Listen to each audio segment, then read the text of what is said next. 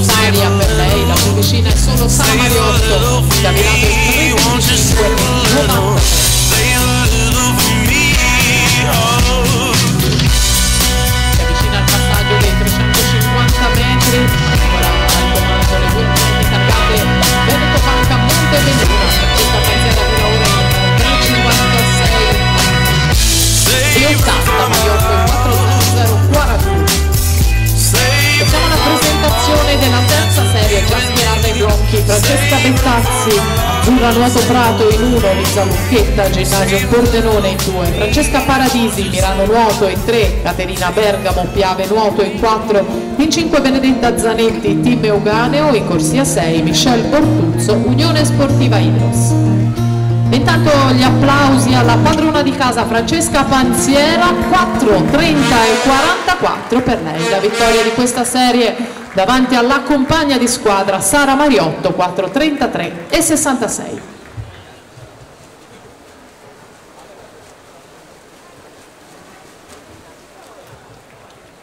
In terza posizione conclude Anna Chiara Zanette, 4, 47 e 54. Ricordiamo che i risultati di questa gara sono sempre ufficiosi, al momento dell'arrivo devono essere ufficializzati da crono e giudici arbitri.